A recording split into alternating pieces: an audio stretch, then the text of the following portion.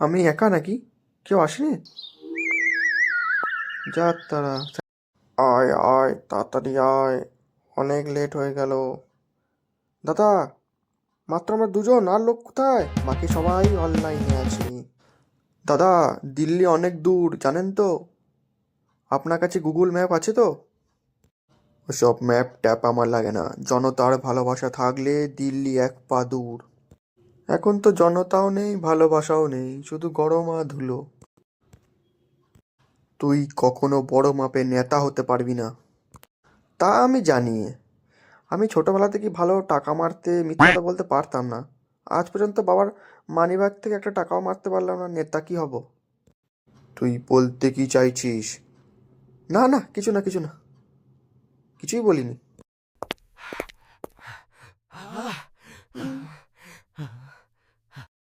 হাঁটতে হাঁটতে হাঁপিয়ে গেছিস, চল একটু চা খেয়ে নেওয়া যাক। আসুন দাদা আসুন, গরম গরম চা খেয়ে নিন। আগেই বলে দিচ্ছি, এখানে ধার টার হবে না, সব নগদে খেতে হবে। আমাদের দিকে কি তোমার ভিখারি বলে মনে হচ্ছে নাকি? আমরা টাকা দেবো না নাকি?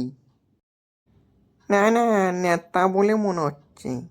আসলে নেতারা তো সব জায়গায় ধার করে খায়, কিন্তু আমার অত সাধ্য নেই যে ধার করে খাওয়াতে পারবো। তাই খাওয়ার আগে আগে থেকে বলে দিলুম। না ফালতু বকে 2 কাপ চা দাও তাড়াতাড়ি, আমাদের অনেক দূর যেতে হবে। তা কোথা চললে তোমরা বাবা? আমরা দিল্লি যাচ্ছি মিছিল করতে, কালকে জোরদার মিছিল হবে দিল্লিতে। তা মাত্র দুজন যাচ্ছ মিছিল করতে? বাকি 350 জন ফেসবুকে ইন্টারেস্টেড আছে, কালকে যোগদান করবে। দিল্লি অনেক বড় শহর বুঝলে কাকা, আগে থেকে না গেলে জায়গা পাওয়া খুব মুশকিল।